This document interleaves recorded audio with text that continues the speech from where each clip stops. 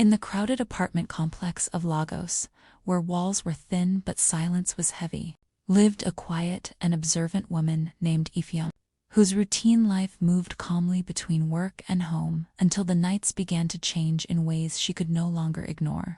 At first, the sounds from the apartment next door were faint, made up of muffled voices and sudden movements that seemed insignificant.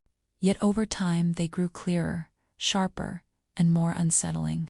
As arguments escalated into something that carried fear rather than frustration.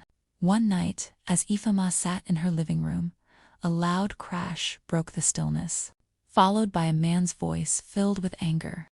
"You think you can disrespect me and expect me to tolerate it without consequences," he shouted. A woman's voice followed, strained and trembling as she tried to de-escalate the situation. "Please, I am not trying to fight with you. I just want things to calm down so we can resolve this peacefully," she said. Ifeoma froze, her heart racing as she listened, unsure whether to act or remain silent. Yet as the nights passed and the same pattern repeated itself with increasing intensity, she could no longer convince herself that it was normal. The next morning, she approached another neighbor, her tone careful but firm.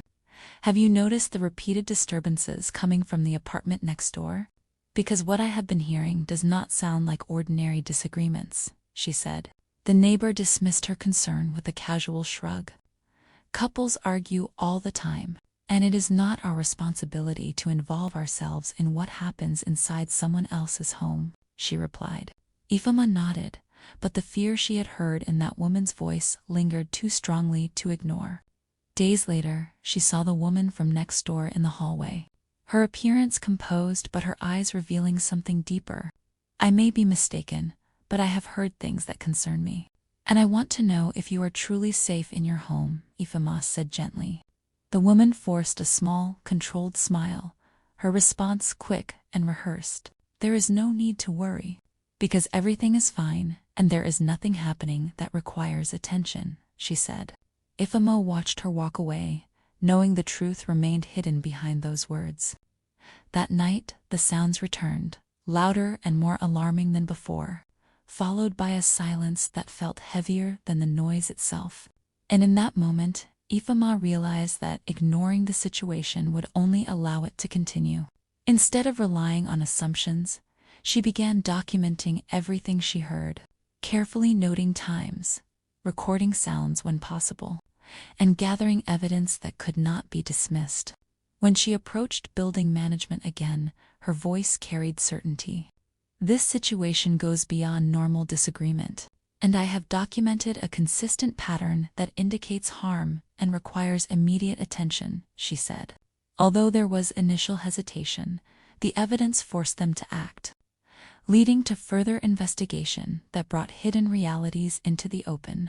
When authorities became involved and the truth could no longer be denied, the woman next door finally found the courage to speak. "I kept telling myself that things would change, but they only became worse, and I did not know how to leave without help," she said. Ifeoma stood beside her, her presence steady and reassuring. "You are no longer alone in this, and you do not have to carry this burden in silence anymore, because there are people willing to stand with you," she said. In the aftermath, what had once been hidden behind walls became visible. As intervention replaced silence and support replaced isolation, creating a path toward safety and healing. For Ifeoma, the choice to listen and act became more than concern. It became a reminder that awareness carries responsibility, and that sometimes the difference between silence and action can change the course of someone's life, proving that even the quietest voice can make the loudest impact when it chooses to speak.